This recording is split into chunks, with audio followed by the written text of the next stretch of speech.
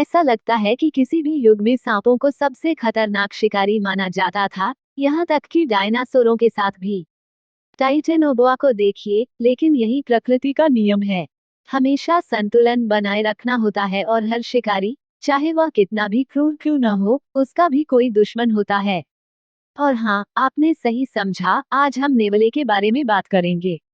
आज आप जानेंगे कि क्यों किंग कोबरा इस छोटी सी जीव से डरता है, कैसे जंगली सुअर ने नेवलों के साथ समझौता किया, और कैसे इनकी पुनर्स्थापना एक बहु करोड़ का व्यापार नष्ट कर सकती है। आइए शुरू करते हैं। कई शिकारी प्रजातियां सांपों को अपना भोजन बनाती हैं, जैसे कि हनी बेजर, ओटा, मेंटिस और यहाँ तक कि पंख वाली प्रजातियां भी। लेकिन नेवले की कहानी कुछ अलग है। ये न सिर्फ सांपों का शिकार करते हैं, बल्कि उन्हें जानबूझकर आतंकित भी करते हैं। नेवले सांपों को नष्ट करते हैं और उन्हें नाश्ते, दोपहर के भोजन और रात के खाने में खाना पसंद है। यह विश्वास करना मुश्किल है कि बिल्ली के आकार का यह जीव, जो मीरकैट से संबंधित है, दुनिया के सबसे जहरीले सांपों पर हमला कर सकता है, बल्कि उन्हें मार भी सकता है। लेकिन नेवले इसमें अद्वितीय हैं। एक काली पट्टी वाला नेवला अगर 1 मिनट में सांप को खत्म कर देता है, तो वो किसी को भी नुकसान नहीं पहुंचा सकेगा। एक कोबरा तो उनके लिए मामूली बात है। ये तेज और बेखौफ जानवर किसी भी सांप पर हमला करने के लिए तैयार रहते हैं, अगर वो उन्हें स्वादिष्ट लगे। लेकिन यह केवल गति और चपलता की बात नहीं है। नेवले उन 4 पशु प्रजातियों में से एक हैं, जिनके शरीर सबसे शक्तिशाली जहर का भी सामना कर सकते हैं। वास्तव में उन्हें म्यूटेंट कहा जा सकता है, क्योंकि सांपों के जहर के प्रति उनकी प्रतिरक्षा एक प्रकार का सुपर पावर है, जो उन्हें विकास के माध्यम से मिला है। आधुनिक नेवलों के पूर्वज शायद सांपों का शिकार करने के इतने शौकीन थे कि प्रकृति को उनके शरीर को जहर से प्रतिरोधी बनाना पड़ा। इसलिए आज भी छोटे छोटे नेवले बेखौफ होकर सांपों पर हमला करते हैं। एक बार फिर, यहाँ एक काली मम्बा है, जो आकार में बहुत बड़ी है, और यह नेवला सिर्फ 250 ग्राम का है, जो इस सांप से 5 गुना छोटा है। लेकिन इससे उसे कोई फर्क नहीं पड़ता। वह बिल्कुल भी पीछे नहीं हटता, शायद वह वाकई बहुत भूखा है। ऐसे मामलों में लोग मैकडॉनल्ड्स जाते हैं, लेकिन नेवलों की जिंदगी कुछ अधिक जटिल होती है। पहले उन्हें अपना जहर भरा बिग मैक पकड़ना होता है। कुछ भी एक नेवले को नहीं रोक सकता जो एक सांप को खाना चाहता है। अगर जरूरत पड़ी तो वह पेड़ पर भी चढ़ जाएगा। देखिए, यह नेवला है और एक और काली मम्बा भी है, जो शायद किसी शाखा पर लटकी थी और अपनी सांप वाली जिंदगी के बारे में सोच रही थी।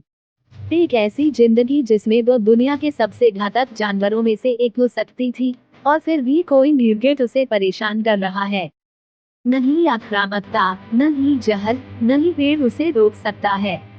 अगर एक नेवला एक सांप को खाना चाहता है, तो वो उसे किसी न किसी तरह से पा ही लेगा। मानव जाति ने सांपों के जहर से न डरने वाले इन जानवरों को नजरअंदाज नहीं किया। उन्होंने नेवलों का इस्तेमाल करने की कोशिश की, लेकिन परिणाम वैसा नहीं रहा जैसा लोगों ने सोचा था। जापान के ryukyu द्वीप समूह में ओकिनावा द्वीप को देखें, ये समझने के लिए कि यहाँ क्या हुआ। लेकिन ये कहानी बहुत लंबी है और आगे और भी है। अब आइए समय और स्थान में पीछे चलते हैं, 1883 में हवाई के द्वीपों की ओर। 19वीं सदी में यहाँ पर गन्ने की खेती शुरू हुई, जैसे कि कई अन्य द्वीपों पर हुई थी। इसके साथ ही चूहे भी आए, जो फसलों को नष्ट कर देते थे और भारी नुकसान पहुंचाते थे। इन चूहों से छुटकारा पाने के लिए लोगों ने 72 नेवलों को हवाई द्वीपों पर लाया। उस समय की रिपोर्टों के अनुसार नेवले चूहों और कीड़ों की संख्या कम करने में प्रभावी थे। लेकिन नेवले केवल वहीं नहीं रुके। उन्होंने स्थानीय पक्षियों को भी नुकसान पहुंचाया, जो बिना किसी स्तनपायी शिकारी के विकसित हुए थे। ये नेवले समुद्री कछुओं के अंडे भी खाते थे, जो पहले से ही लुप्तप्राय थे। यह माना जाता है कि केवल लानाई और काहोलावे द्वीप ही नेवलों से मुक्त हैं, लेकिन नेवलों ने बाकी द्वीपों को एक असली आपदा में बदल दिया। यह कहा जाता है कि नेवले अभी भी स्थानीय आबादी को नुकसान पहुंचा रहे हैं। जमैका, क्यूबा, हैती और सेंटा क्रूज में भी नेवलों की वजह से इसी तरह की स्थिति पैदा हुई। नेवलों ने चूहों का ख्याल रखा, लेकिन उन्होंने स्थानीय जीवों के एक हिस्से को भी लगभग खत्म कर दिया। अब वापस जापान लौटते हैं। ओकिनावा द्वीप पर नेवले 1910 में लाए गए, जब प्रोटोबोथ्रोप्स फ्लेवोविरिडिस, एक आक्रामक और अत्यधिक विषैला सांप, हर जगह था। कई लोग इनके काटने से पीड़ित हो रहे थे और ऐसा लगा कि अगर कोई सांपों का शिकार करना जानता है तो वो नेवला ही होगा। लेकिन नेवले दिन के समय सक्रिय थे, जबकि सांप रात में सक्रिय रहते थे, इसलिए ये प्रजातियां शायद ही कभी एक दूसरे से मिलती थीं। इसके अलावा वयस्क सांप नेवले के लिए बहुत बड़े शिकार थे, इसलिए सांपों की संख्या में कोई कमी नहीं आई, लेकिन नेवलों की संख्या तेजी से बढ़ने लगी। नेवले जो कुछ भी खा सकते थे, उन्होंने खाया, जिसमें ओकिनावा रेल भी शामिल था, जो शिकारियों के बिना विकसित हुआ था और उड़ने की क्षमता लगभग भूल चुका था। वर्तमान में ओकिनावा रेल लगभग पूरी तरह से विलुप्त हो गया है। अधिकारियों ने नेवलों की आक्रमण को नियंत्रित करने की कोशिश की है, लेकिन अभी तक कोई सफलता नहीं मिली है। ऐसे कई मामले हैं जहां लोगों ने इन सांप शिकारियों से बहुत उम्मीदें लगाईं, लेकिन बाद में उन्हें इसके लिए भारी कीमत चुकानी पड़ी।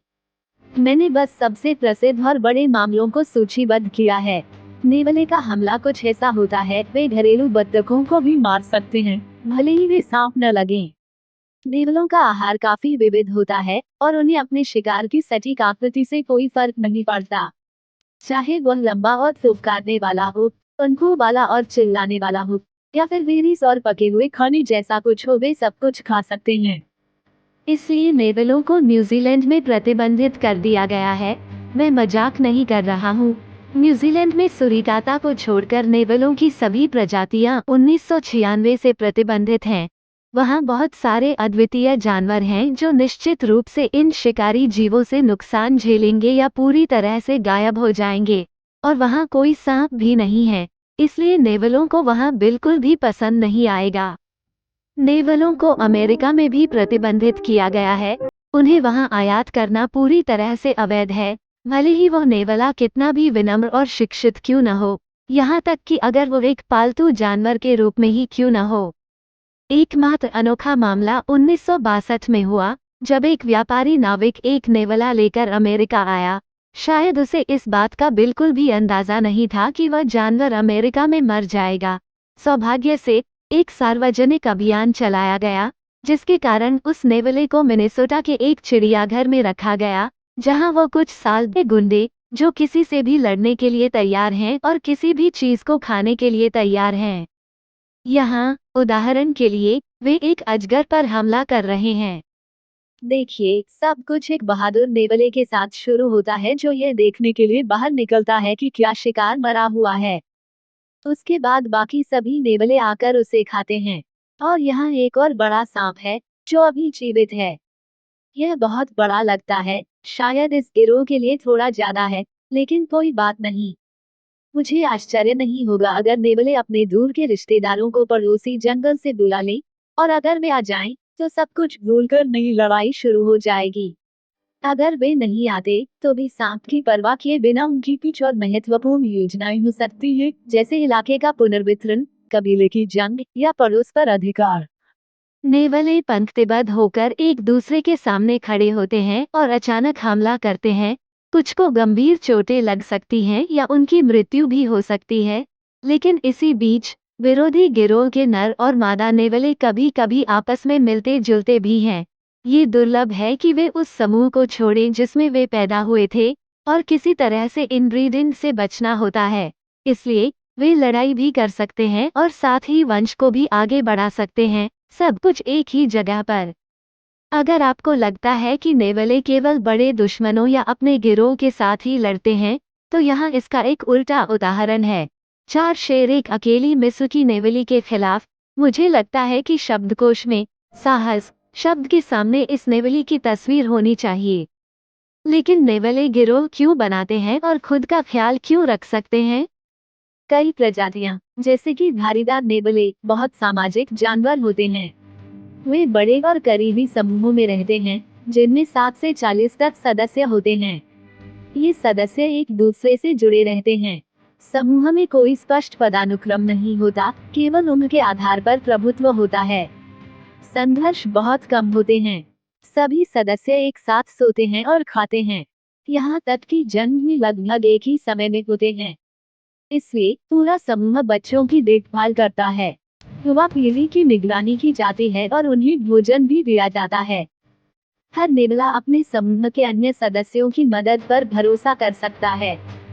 संक्षेप में, यह कुछ हद तक एक ऐसी माफिया की तरह है जिसमें पूंजी होती है। और जैसा कि आप देख सकते हैं, विभिन्न समूहों के नेवले एक दूसरे के कट्टर दुश्मन होते हैं। हर समूह अपने घर की रक्षा करता है और दूसरी टोली के इलाके में खून खराबा अवश्य होता है। लड़ाइयाँ घंटों तक चल सकती हैं, जिसमें दोनों पक्षों को भारी नुकसान होता है।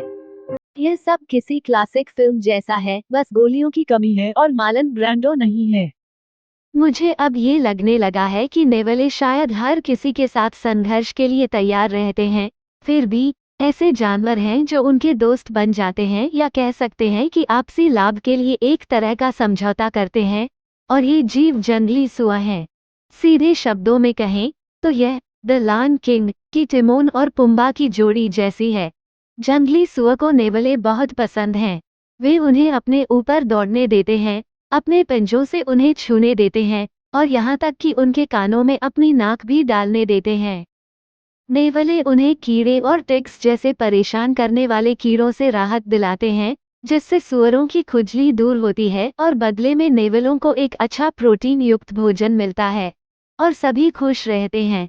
वैसे डिज्नी की दुनिया के बाहर जंगली सुअर खतरनाक जानवर होते हैं, जिनके पास बड़े बड़े दांत होते हैं और वे किसी भी पास आने वाले प्राणी के लिए खतरा पैदा कर सकते हैं। उनका सिर हिलाने का एक आकस्मिक इशारा ही नेवले के लिए घातक घाव पैदा कर सकता है। क्या इससे नेवले डरते हैं? नहीं। हमने तो ये सबक पहले ही सीख लिया है कि ये जीव किसी भी चीज से नहीं डरते। तो ये थी नेवले की दिलचस्प और साहसिक कहानी। उम्मीद है कि आपको नेवलों के बारे में जानकर मजा आया होगा। तब तक अलविदा।